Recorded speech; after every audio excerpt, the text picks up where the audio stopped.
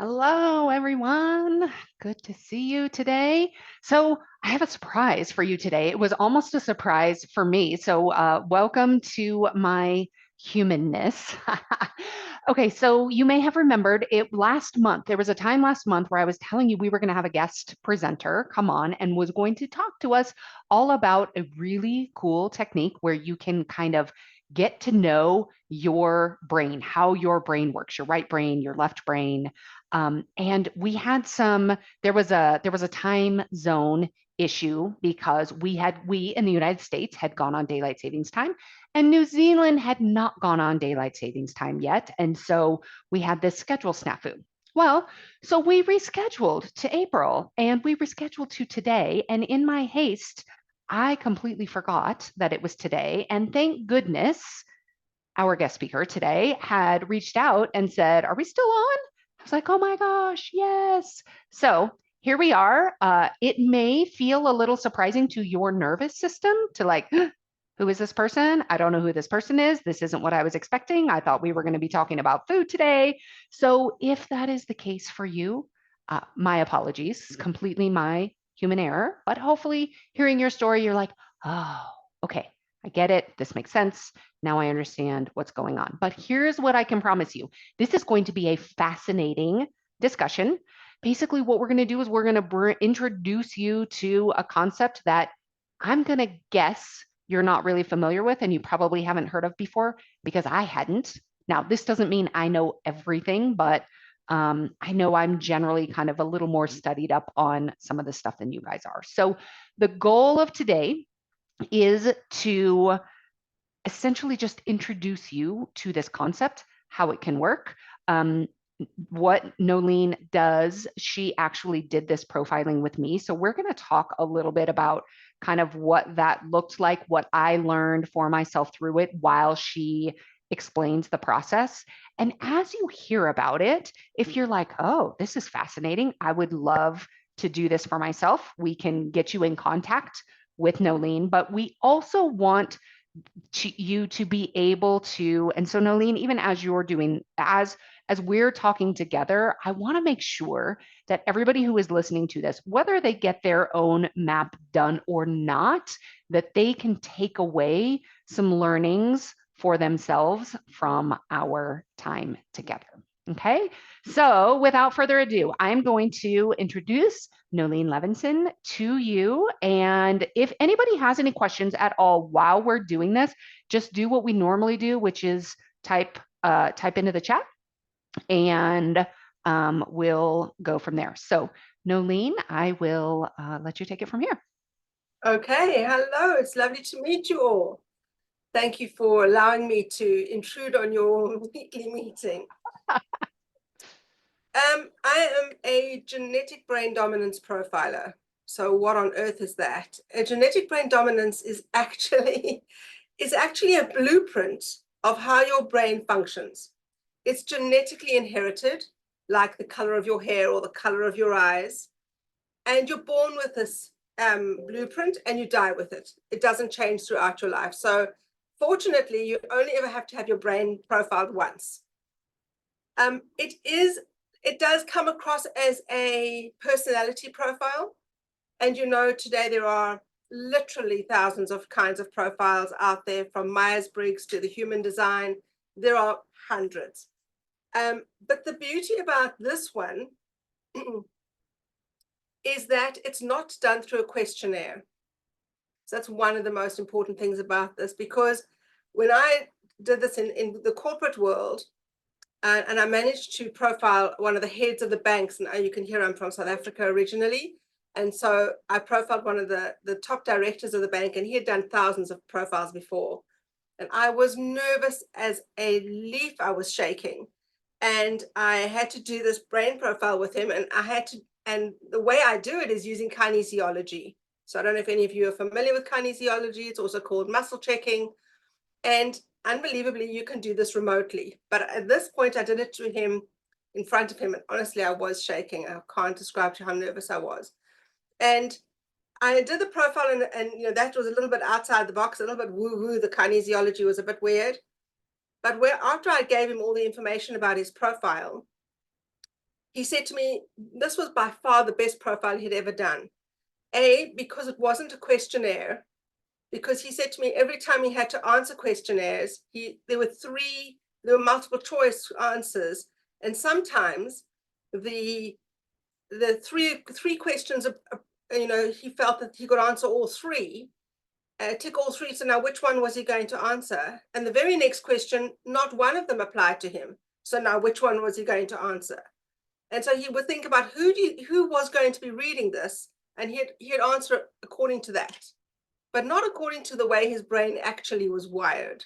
And of course, you don't know that cognitively. So, that's a difficult one. So we're using muscle checking to get this information. And the brain actually knows what side is dominant. And we're always talking about the brain, but we're not talking about your functional dominance.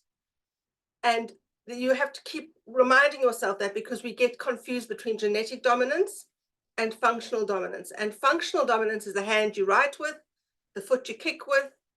And you know that can change, because, many years ago, well, not even so many years ago, but they used to force left-handed children to learn to write with their right hands. So your functional dominance can change. If you injure your eye, the other eye automatically gets stronger. So your functional dominance changes, your genetic dominance doesn't change. And that's really important to kind of understand upfront. The other thing that makes this kind of profiling unique is it tells me how you behave when you're stressed. And that is the real nub of the whole conversation, because we all know that when we're relaxed, everything's cool, we're all fine. But the minute we're stressed, well, things can really go to hell quite quickly. And it really depends on how we're wired as to how we respond to that. So are we able to speak when we're stressed? Some people can't. They just completely clam up. Some people disappear inside themselves when they're stressed. And no matter how much you say to them, can I help you? What can I do for you? They just go further and further and further away. But if you understood that about them, you could go, okay, I see you're really stressed. You go sort it out. You take your time. I'm here when you're ready. And then I, as the other person in the relationship, don't feel hurt by the fact that you're not communicating with me. And so this is with the dance that we begin when we start this whole thing, because the one thing we are not taught at school is how to communicate. And I have to say to you ladies, I'm nearly 60 years old and I'm still learning. So it's just something that we really, really have to learn. Different cultures communicate differently, I can't describe to you how many times I hit up against this. I remember when I lived in South Africa, and the Black population believe that if they look at you in the eye, that's very rude. That's the most rude thing you can do. So they talk to you looking down. And in my culture, if you look down to talk to me, that's very rude. You have to look at me in the eye. And so you can see that just by these small things, we can really set each other off without even beginning to know it. So, and I live in New Zealand, and I have to tell you, being South African, even though we all speak English, we couldn't be more different. I have a different kind of sense of humor to them. I say things and they look at me like, what did she just say? So it is such a complex thing, communication. It really is. But beginning to understand how each other thinks when you're stressed, that's really, really important, because we go into reaction when we're stressed. And whether it's a reaction to reach for something we shouldn't be having, whether it's a beer or a slice of cake or whatever it is, whatever our go-to is under that stress, when we start to begin to understand ourselves, that is a major, major experience. So I'm going to interrupt all of this and tell you a little bit about how I got to be in this position.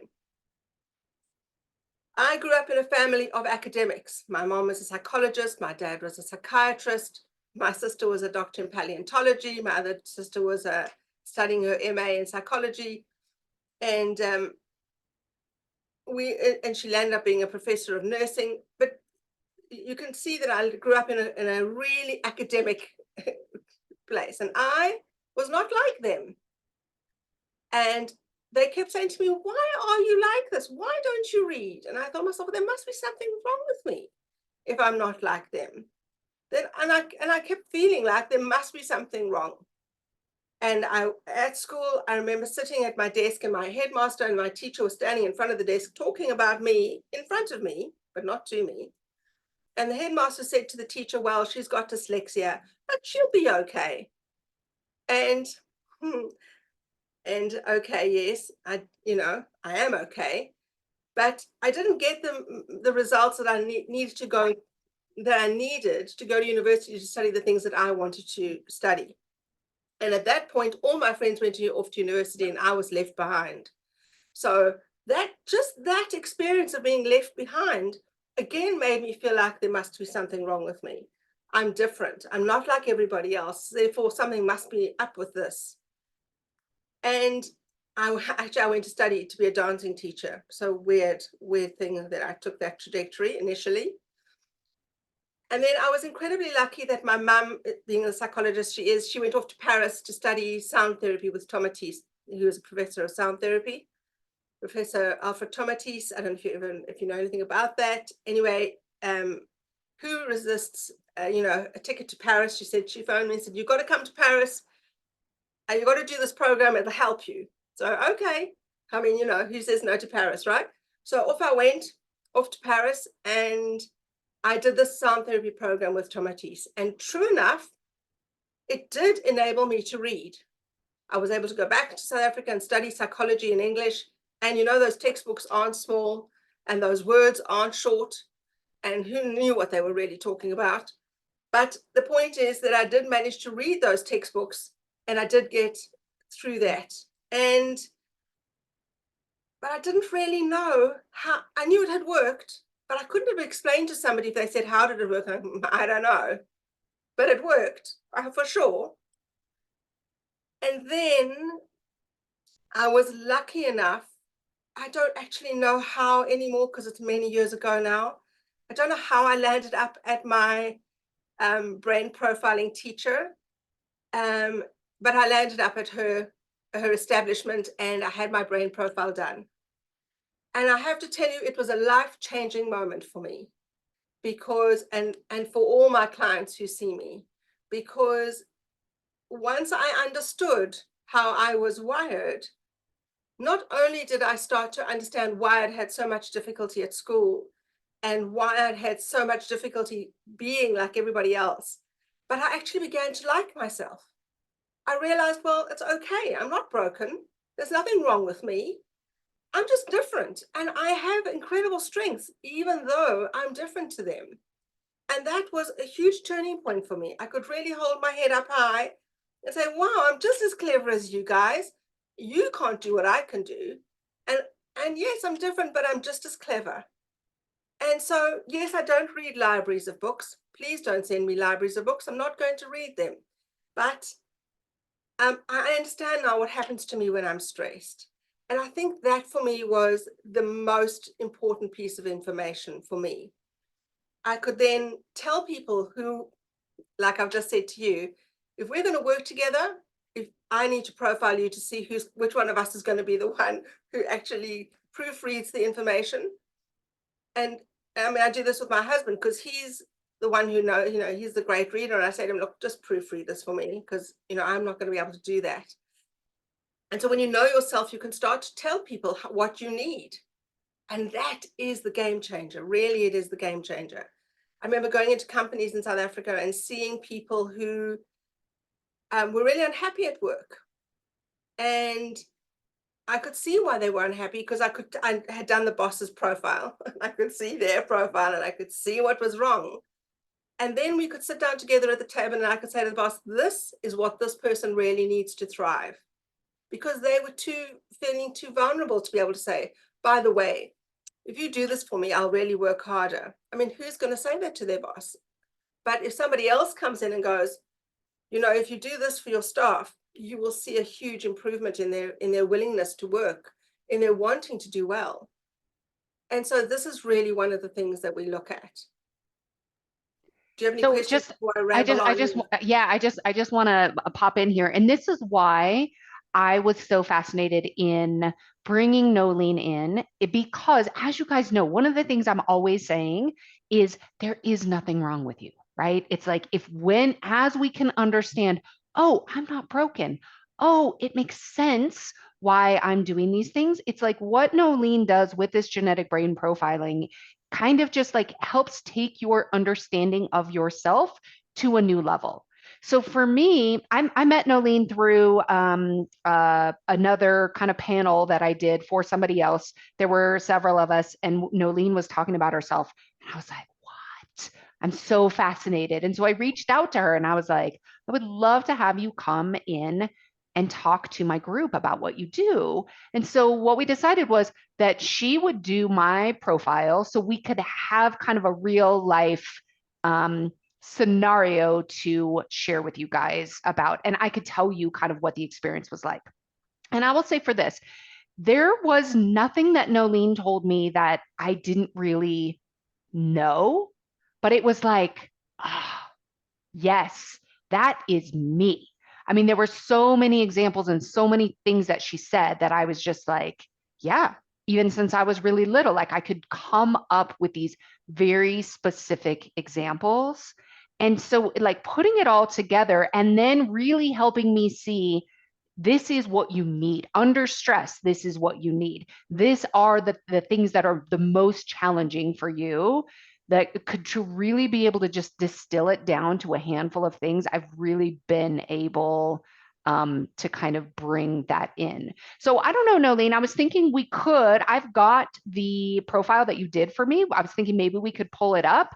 And you guys know me, a lot of you know me, at least parts of me well enough that you may be able to be like, oh yeah, I can see that. Um, and then uh, and then I can also tell you how I've used what she told me kind of just for my own even awareness. So let me go ahead and share my screen here. Okay. Okay, so this shows let me see if I can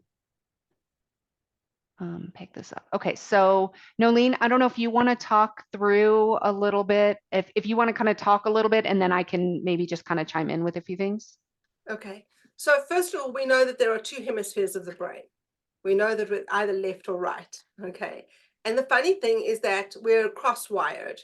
Everything on the left is governed by the right brain, and the right brain governs the opposite way around. So left and right, we cross-wired. Sorry, I didn't say that very clearly, but you kind of get the idea of what I'm talking about. And when I do a profile, I'm always talking about the brain. I'm not actually talking about your eye, your ear, your hand, and your leg. I'm actually talking about the way your eye is, the brain interprets what you're seeing, the brain interprets how you're hearing, the brain actually tells me about how you communicate and how you take action. So you'll see that it says left eye, right eye, left, so they're going to access these points, but I'm always talking about the brain. And there are different personalities, and there are particular left brain personalities and right brain personalities, and they're actually different. In fact, it feels like we're from different planets. And that's one of the other things that one has to, this myth about the fact that men are from Mars and women are from Venus, that's very shallow in the terms of there are as many right brain men as there are left brained women. You cannot genderize the hemispheres, although they tend to try to do that. So just know that in your head. But the left brain is one of perfectionism. So we're looking at someone who's a perfectionist.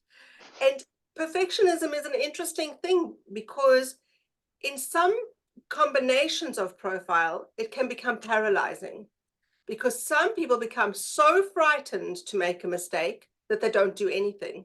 They become paralyzed with fear. And so it can actually become a hindrance instead of something that you're striving towards. So, but it all depends on the combination, because there are 36 different combinations. And depending on that combination, we're going to see certain things come to the fore for your profile. Does that make sense to everybody? It's not just you're a left brain and that's it. I mean, you can go online and see if you're a left brain or a right brain. That is not enough information. That is just the tip of the iceberg. Okay. One of the things that was really helpful for me was, I mean, no surprise for me or probably any of you that perfectionist was, was kind of there. But one of the things that she told me that I was like, oh, this is so true.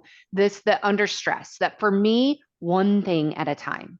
Because I can get this sense of like, it's all so much, it's so overwhelming, there's too much to do, and it feels like a lot. And just this reminder of, okay, one thing, just if I can just distill it down to the very next thing, the very one thing to do, and kind of block everything else out at that time, that will like help to kind of just get me out of that overwhelming sensation. So that has been very helpful for me, in just remembering that.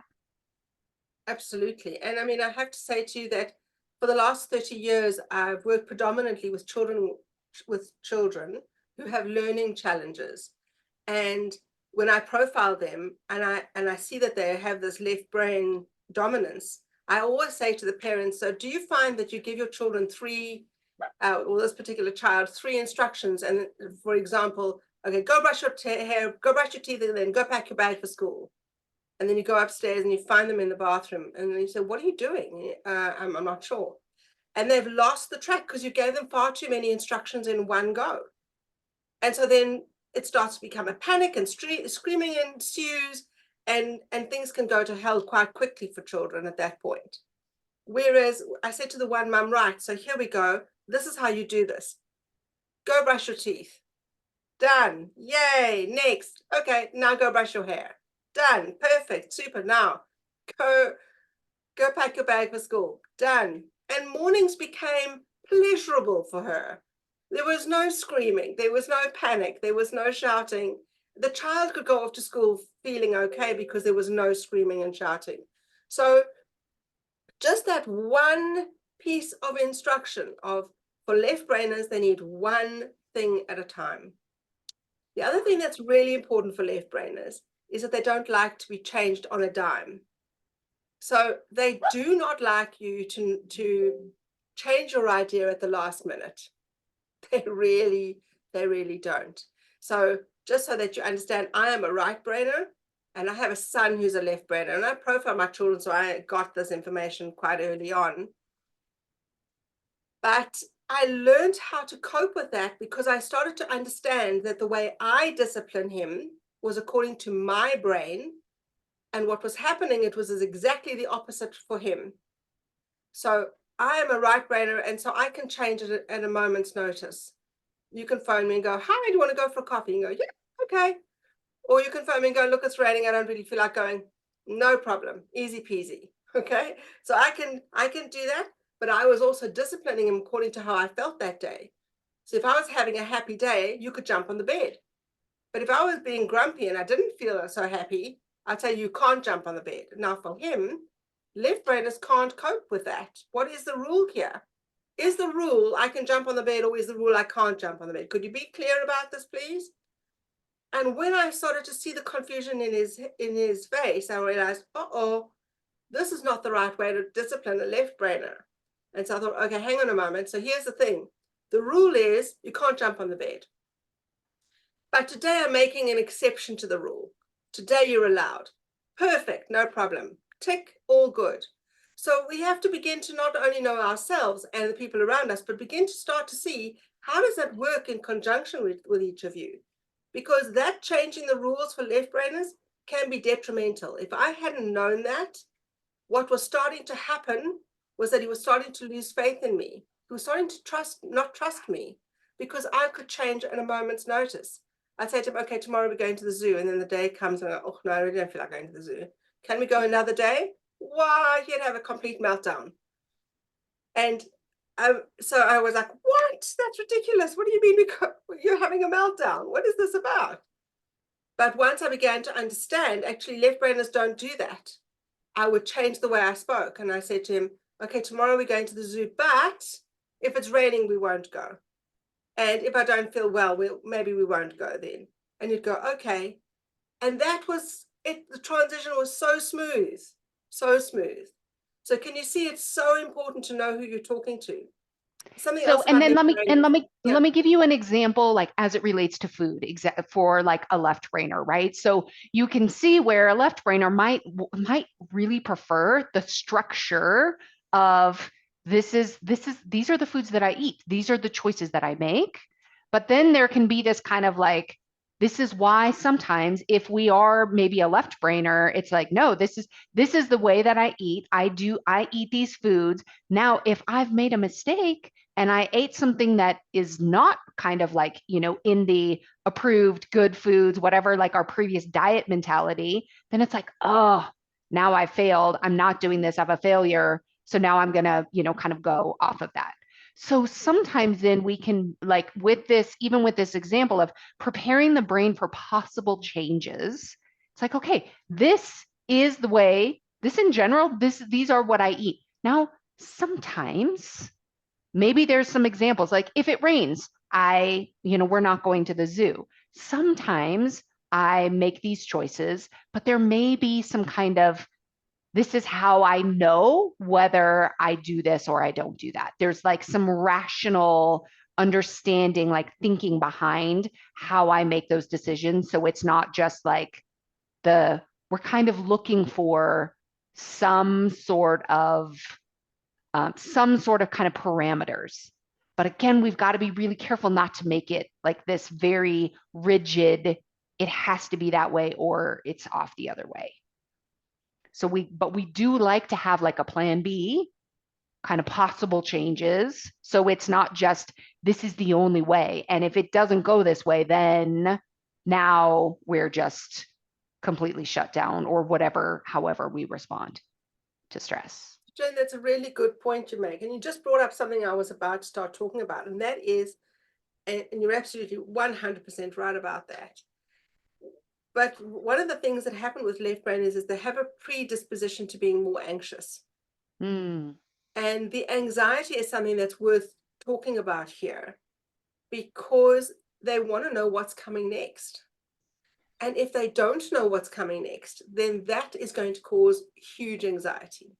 And I want you just to have a look at it. I'm going to give you a few examples so that you can start to see it in different how it plays out. So when you were little and you said to your mum, "Where are you going?" And she said, "Out." "But where out?" "No, I'm just going out." "But where are you going?" So can you see that it seems that you're trying to control the situation? What's happening is you're trying to control your anxiety. So if she said, "Oh, I'm going to the shops, I'll be an hour." Great, cheers, no problem. You're actually not trying to control the other person. What you're trying to control is your anxiety. So knowing what's coming next is really, really helpful. But also understanding that if you don't know what comes next, that's going to trigger anxiety for you. And that's really, really important because you need to begin to understand what's causing you to feel so anxious. And from an outsider's point of view, it seems like you're controlling. So you'd say to your children, "Where are you going?" "We're going to be with friends." "But where are you going to be with friends?" And you start to sound like a controlling mother. And what's actually happening is you're trying to control your anxiety. So if you said to your child, "Look, it really makes me incredibly anxious if I don't know where you are, and I just need to know for my own anxiety," it immediately changes the feel of what's happening.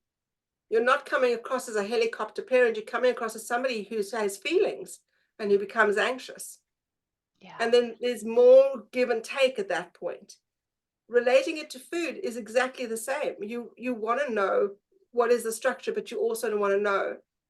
And if this doesn't happen to work, if I'm out and I can't do this, then what do I do? Okay. And so you have to have your plan B in place. So if I'm out, okay, I'm going to be doing this so that you can feel calm about this. But understanding about how this works for you is the first key because right brainers don't behave anything like this. Okay. So for food, for an example, I'm going to Kansas this weekend for an event with my in-laws. And knowing this about myself, I reached out. I am not in charge this weekend at all, but I know it really helps me to have a plan and know what's happening. So I emailed the person who's kind of in charge of all of this, and I don't. I know her somewhat well, but we have never like traveled together or anything. So I just emailed her and I said, "You may not know this about me, but I really like to have a plan.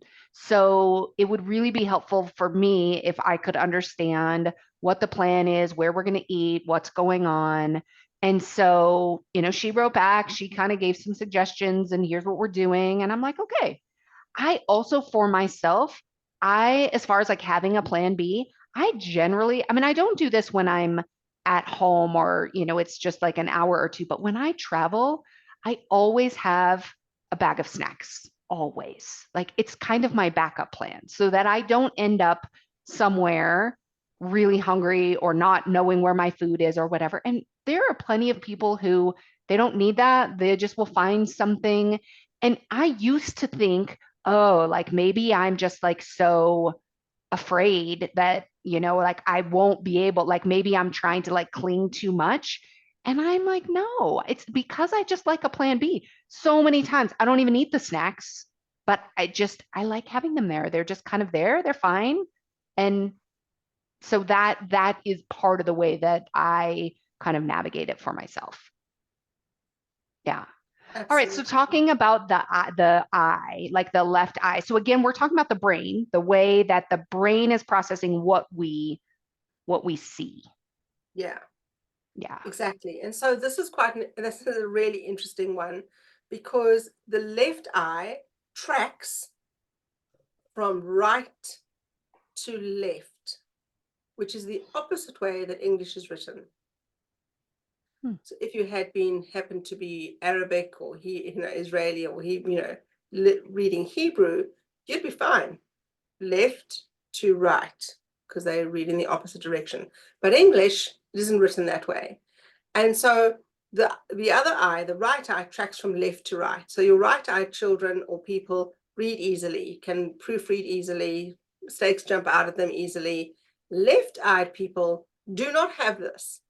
And I think this brings me to one of the things that I really want to help other people understand about their brains, is that everybody thinks that you must think like I do. And if you don't think like I do, there must be something wrong with you. And that's not true, of course, because we all think differently. And so when I begin to understand that about myself, I can start to be more compassionate about how you are. Because if you keep making mistakes, I know immediately what's going on in your brain. And I can go, okay, I can see what's going on. All right, I can be more compassionate instead of going, are you stupid? Did you not see that? And this does happen. so um, so it is really an incredible, useful tool to see this. The other thing about a left-eyed person is they need to be able to see out. They need to be able to see out of where they are. And most importantly, they need to see green. And so they would never buy a house that has their windows looking out on a wall or somebody else's wall. It would immediately make them feel like they're caught or they're trapped, or they wouldn't want to be in that room ever.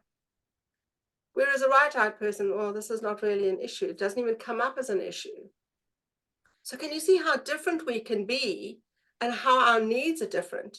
But also as a left-eyed child in a school, they'll be looking out the window. So they'll be classed as, dreamy. And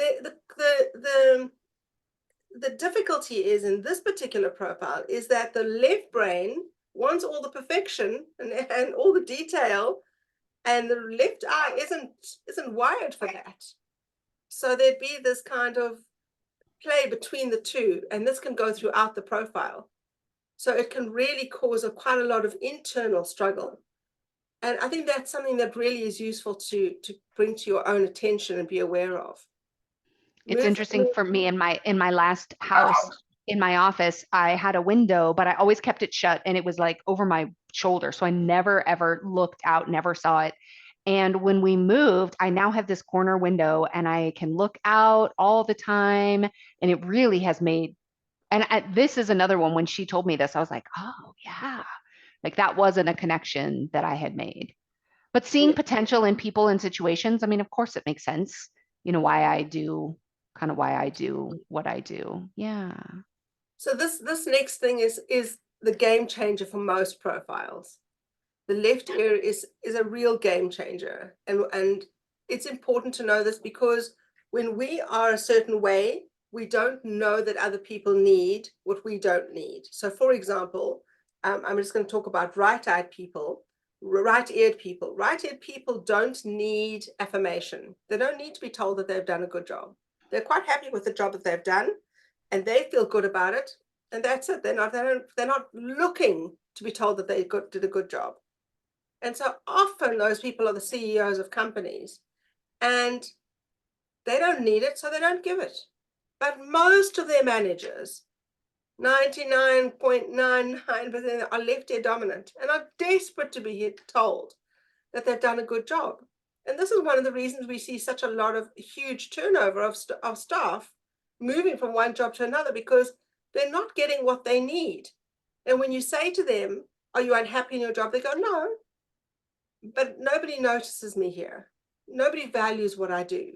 And that's what it's coming from, is that left ear. That left ear is requiring affirmation. It's requiring validation.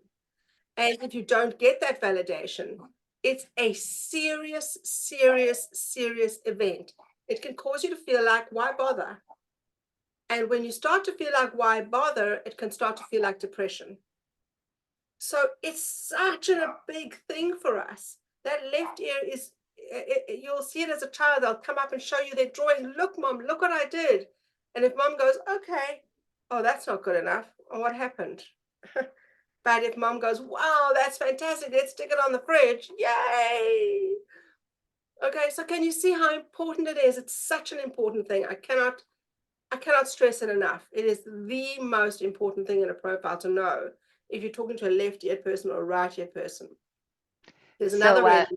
Yeah, sorry, go for it. I'm just going to tell a story. So yesterday, I'm throwing a surprise party for my girlfriend's husband who is retiring from the fire department, and I put together an Evite and sent it out, and I was so proud of myself just for what I put together, and I sent it to my husband, and didn't hear anything about it. And so last night at dinner, I said, when I sent you that invitation, he was like, yeah, you said that you had RSVP'd us, so I didn't think I needed to do anything about it. And I was like, well, why do you think I would have sent it to you if, like, yes, I RSVP'd us, but why else might I have sent it to you? I said I was really looking for you to be like, great job. And he was like, oh, I did not get that. Like, I didn't get that.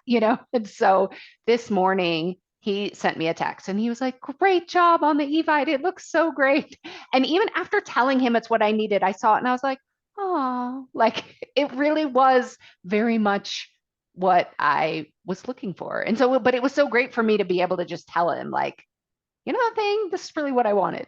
So, yeah, Excellent, Jane. yeah, That's good news, because then I know that what I've told you you've integrated it, yeah, and you're beginning to use it, because to tell people what you need is so important. yes. I know my husband's profile really well, and he kind of knows my profile a little bit. And at one point a couple of weeks ago, no, maybe it's now a month because time's going so fast. I got sick of the fact that I kept having to make way for his profile instead of him making way for mine. And I stormed into the garage and I said to him, that's not okay. It's not okay that I always have to make room for your profile. You also have to make room for mine. And I needed the information in this format. And so you have to remember that. And he was like, oh, he was like shocked. Oh, suddenly this banshee appeared, giving him the right order. But at that point, he really began to sort of go, oh, okay, because I keep having to do this thing at giving him the benefit of the doubt and placating him and listening to his profile, and I just snapped. But being able to tell somebody what you need is so important. It does make you feel vulnerable, but it is such an important thing, because then they can actually hear what is happening. Yeah. I wanted So to go here's back to something. Yeah, go, Yeah, Jane. well, I just want to make sure we've got about 20 minutes total, and I want to make sure we've got some time if anybody has questions or anything. So what I'd like to do is maybe in the next 10 minutes, if we can kind of just, kind of wrap up just looking here. Because I mean, I know that you could talk about this for Sorry, hours. forever. No, which it's amazing. It's such it's really fascinating. It's a fascinating topic, but I want to just, make sure we kind of wrap things up in our hour. Because I like structure, you guys, right? Right. Okay, so the right um, hand, yeah. the hand tells me how you communicate, the leg tells me how you take action or how you act. The expressive and cognitive, receptive and emotional, these are really hugely important to me. Because under stress, when these come to the fore, this tells me what you're going to be like really in the light of day, what's going to happen to you. And I'll give you a really good example of this. I was driving along and I stopped at the stop street and I turned to talk to my son who was in a car seat. And I didn't notice that an accident was happening in front of me. And when I turned back round, there was this motorcyclist flying out ahead of me, on the ground on the road. And so I obviously turned off the car, leapt out the car, and I went to go stand on the side of him. And I didn't say a single word. I just stood there. And 2 seconds later, another woman appeared, jumped out. She was standing opposite me, but she had her phone out, phoning the ambulance. And I looked at her and I thought, I knew to do that. Why didn't I do that? And I really then began to understand my profile in a way I hadn't yet understood it. Because my leg works under stress, but my communication doesn't. And so I could stand there, but I couldn't say anything. I didn't even say a word to her. We didn't say a word to each other. She just got on the phone, quickly phoned the ambulance. And I mean, for me, it was the clearest moment of seeing my profile in action because my leg was able to move, but my ability to speak was not. And that ability to speak, not be able to speak under stress, came back to haunt me quite a few times. I used to be interviewed on the radio many times, and I was so nervous. My heart was pounding. And when your heart is pounding, your profile is switched on.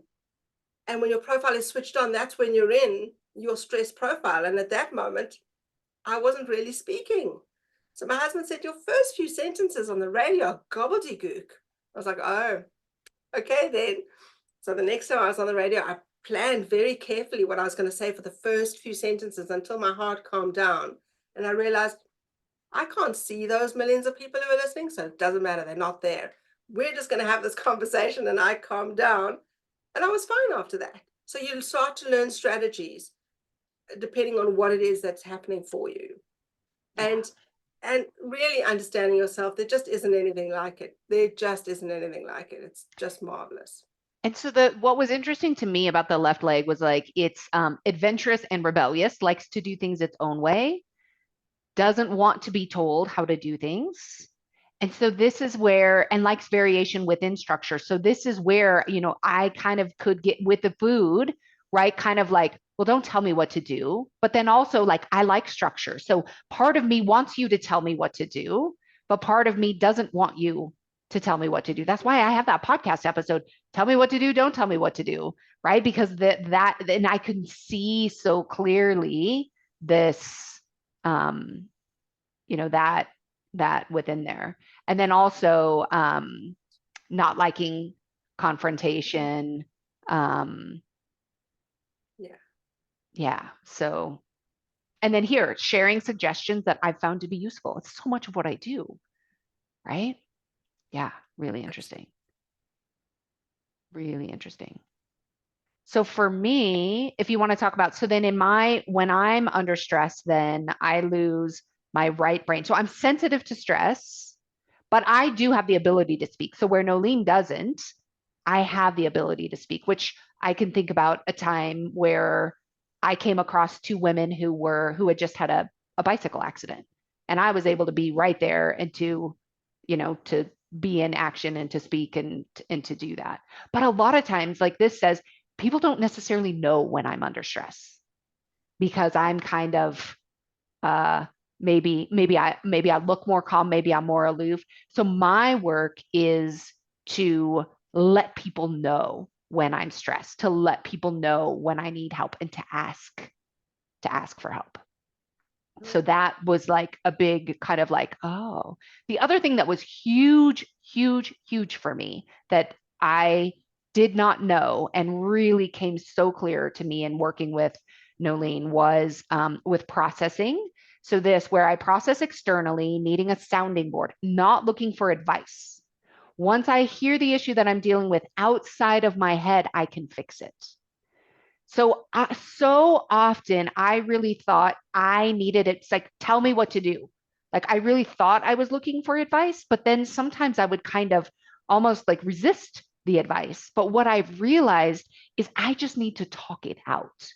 And when I talk it out, a lot of times I get there by myself. So what I've started doing now after meeting with Noeline, what I do now is I say to my husband, hey, can I just use you as a sounding board? I told him this and he was like, I could have told you that. Like you do that with me all the time. I was like, okay.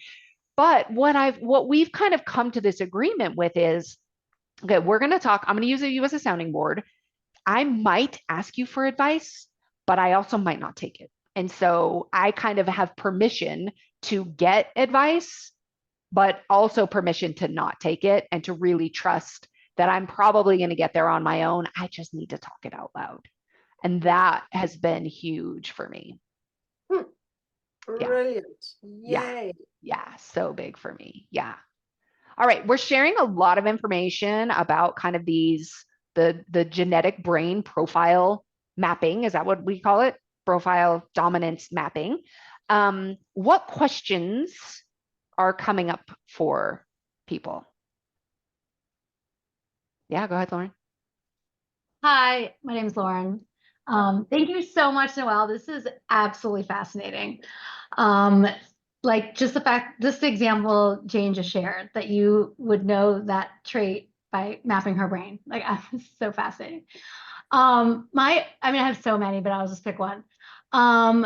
So in the profile, if you do the mapping and you are deemed left brain, for example, is that the set standard traits of someone who are left brain, or those specific to Jane? Oh, good question. Oh, good question. So I have a number of left brain attributes, and I sometimes don't use all of them because I know intuitively that that's not appropriate for Jane, for example. Yeah. But I also want to say to you is that when you're relaxed, you're actually using your whole brain, left, right, top, bottom, back, front. You aren't in your profile when you're not stressed. You're using your whole brain. It's only when you're stressed that you switch into this. And so when you're little, you're very much in your profile because you haven't had the years yet of brain integration to get to the point of using your whole brain. So I often have to say, well, look, think back to when you were a child. And they go, oh, yeah, I was like that then. Or think back to when you're stressed. Oh, I'm very much like that when I'm stressed. But I'm not like that when I'm relaxed. No, of course not. You should be using your whole brain, please God. So so that's the other thing. But that was a really good question. There are set attributes for a left brain. There are set attributes. I'm sure most of you know it, analytical, logical. You know things about left brainers. But it's the combination of things that make the difference. So you can have two left brainers, but they are totally different people because it's the combination of everything else that makes that person. And I want to add one more thing here. And your life experience layers upon that. So you've got your brain profile as a blueprint, but your life experience layers upon that. And so one of the things I try and teach the people that come to me, particularly when people who are dealing with children and discipline, because often people asking me about how to discipline their children, I try and teach them not to reward their children with food, because it's one of the hardest things to break as an adult. That connection of having done well or being a good person or being good, having been linked inextricably to getting a treat. I always say to my parents, give your treats as your time, because children want your time more than anything else. And so a trip to the park or a time to play together, doing a game, that would be a better treat actually. But it's an education process because people have themselves been wired like this, and they think they're hardwired like that. That's a life experience. That's not a profile. Thank you so much. Awesome. Anybody else have any questions? If not, we can just let Lauren ask more of her questions. Does anybody else have any questions they want to ask? Have more. All right, Lauren, go for it. You're asking great questions. Let's hear them. Well, you sort of touched on it, Noelle, but I think my Her name is Noeline. Noeline. Oh my gosh, I'm so No, it's sorry. okay. It's Noeline. okay. No problem. Noeline. Like Noeline. Noeline. Okay, Noeline. Noeline. So sorry. Noeline. When you were going through the profile, my brain went to the whole like nature versus nurture. So the brain mapping is how we are hardwired at birth, right? Nature. It's nature. It's totally nature. Okay. So when you talked about the first one is perfectionism. So I learned that, perfectionism, for example, could be like a trauma response or a stress response. So it's something that could develop over time with experiences. So where does that play into like you talked about experiences? So where does that play into effect? I mean, you're just talking about how we are wired, right? So, or maybe that's a question for Jane. I don't know, but that's where my brain went. Is like, what happens with experiences over time? This is just how we're wired, right? Well, Lauren, I think that the important thing is to understand that your brain map, your brain profile is the beginning of the conversation. It's not the whole conversation. It's where we begin. It's where we can start the conversation, because until I know that, I don't really know what I'm looking at. Okay. I don't really know how to also, I am also understanding that once I know your profile, the minute I've looked at it, I know how to now respond to you in a way that I know you'll hear me, because I know who I'm talking to and how to parcel information in a way that you'll understand it. Yeah. Okay, that's the first thing. So without knowing that information, that's tricky for me. Yeah. But we all learn things, and I'll give you an example of that.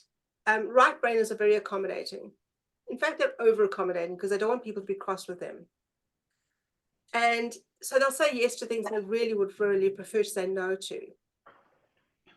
And so one of the things that you have to learn as a right brainer is to learn to say no. But it's a learned skill. It isn't something that they're born knowing. It's a learned thing. They have to learn how to do that. Does that make sense? Yeah. Yeah. So they have to learn to say, look, I'd love to do this for you, Lauren, but I just can't do it today. Yeah. But it's a learned thing. Trust me, they're not wired to do it that way. Yeah. They're wired to say yes, sure, no problem, because they want you to be happy with them. Okay. Yeah. So the perfectionistic stuff is also can be learned if it's not your natural thing. Yes. Yes. Totally. That makes sense. So you could not be wired as a perfectionist, but learn it over time based on outside. Without a doubt. Absolutely. Oh, thank you. That really helps. And that's where, when Noeline was saying also, where you can see like, what was I like when I was really little? Or ask your parents, if your parents are still around and able to answer, when I was like tiny, what was I like with my things, or my, my room, or, some of those tendencies that you see like from so young, then it really makes sense. Oh, that probably is nature. Yeah. And there are things I know in my heart of hearts that I was pre-wired for. Yeah. Yeah. When Noeline was doing this map with me, she would ask me like, oh, are you such and such? And I would be like, yes. It was really interesting, even in doing it, the examples that came up for me, a lot of them were from when I was younger. And I don't even have that great of a memory. I think I've shared with you guys, I don't have a huge memory from when I was younger, but it was very interesting for me that a lot of the examples that I was coming up with as she was doing my profile were kind of from younger times. Yeah. So any other questions?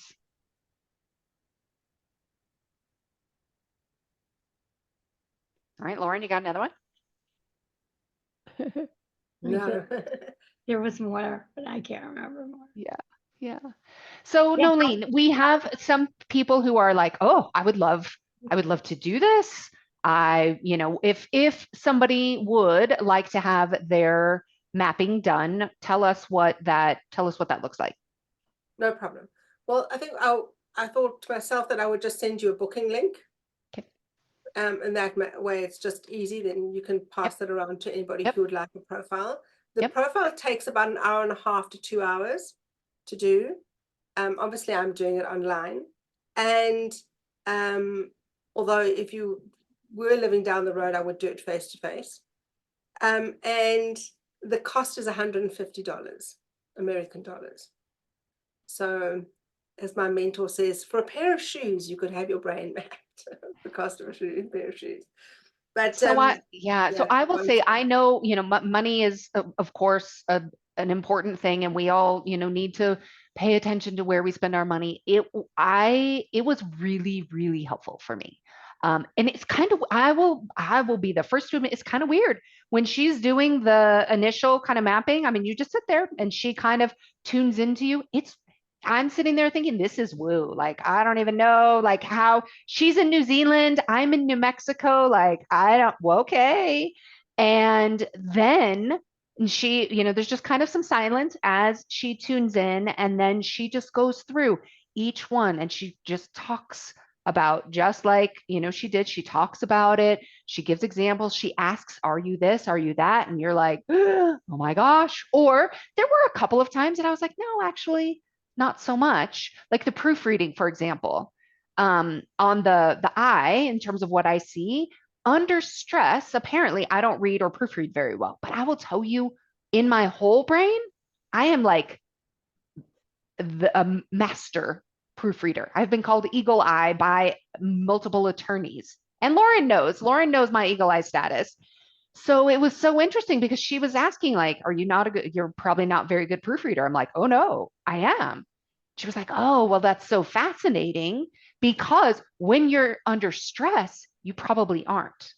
So then she said, just know, don't be trying to proofread when you're under stress, because you probably won't be able to see what you can see when you've got your whole brain on board. And I was like, oh, that's really interesting.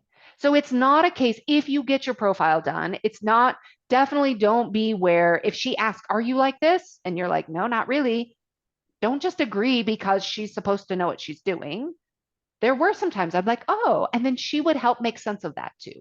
But for the most part, it was like, oh, let me tell you, yes, so much yes. Yeah. Yeah. Ooh. All right. Anything else? We've got just a few minutes. Anything else coming up? Anne, yeah.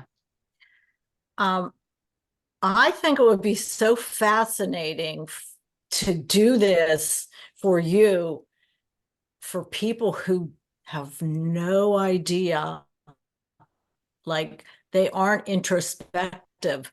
And oh my gosh, I think it would be so exciting to find those things out, for especially on a person who has no clue of who they are, what they, do you know what I'm saying? Aren't in tune like most of us are. I would safely say all of us are, but I'm thinking about a certain person and I just wonder, wow, that would be mind blowing for them. So have you had that experience?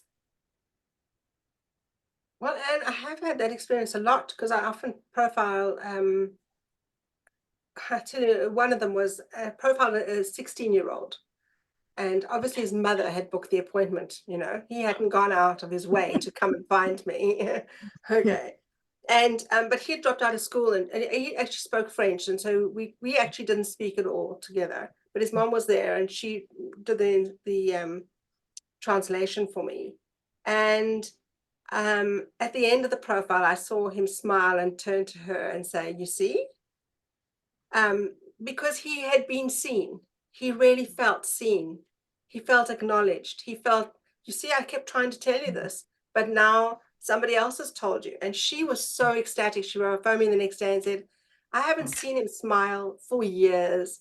And he is smiling. He's so happy. He now can see a way forward for himself, whereas he was so stuck before. He didn't know where to go and how to go. And he was so unhappy. So he didn't seek me out. He wasn't doing any kind of major internal auditing of himself. He just got to be really seen. But I do want to tell you this, and that is, I don't tell young children their profiles, because the idea is that you overcome your profile. You're not supposed to be a slave to it. If you understand it, you begin to understand what you need to work with, but you don't want to be a slave to it. And you don't want to tell a child, no, you left eye dominant, you're not going to be a good reader. No, that is not true. You can be a great reader and left eye dominant, but you need to know these are the things that are going to come up for you. And I'd rather tell a parent or a teacher that, so they can work with that and not tell the child, because then for the rest of their life, they'll turn around and go, well, I can't do that, because that is not what you want ever. So And that's exactly what Noeline was telling me. Like, even with the proofreading, she's like, oh, you've overcome this part. And just know when you're under stress, that just may show up more. So Noeline also does a lot of work with families. So if you are a parent, if you are interested in having your profile and maybe your spouses or your kids or whatever, she does a lot of that work too, to kind of help you understand how to work within your family in terms of communicating. So all right. Well, this was so amazing. Thank you, Noeline, so much for your time. And I will put with the replay, what I'll do is I will share the her booking link so that you have that. So anybody who wants to book will be able to do that. But I hope that even if you decide, nah, I don't really want my profile, that you've learned a little bit more about even just some of your own traits. There's a lot of this. It's just who we are. So the goal is and this is why I'm always talking about awareness. If we can really just become aware, what happens when I'm really stressed? How can I work with it? What feels supportive? What is helpful? How do I best navigate this stress? Then I'm not going to be as likely to go and turn to food to try to get away from that stress or create relief or whatever it is. The more we can understand ourselves, what we're doing, why we're doing, and how we can support ourselves, then we're going to be able to kind of manage and navigate that stress in other ways that are just going to be more supportive and connective for us overall. So, all right. Thank you guys so much. Thank you, Noeline, for being here today. This has been great. Thank you so much for having me. Thank you. All right. Bye, everybody. Take care. Bye.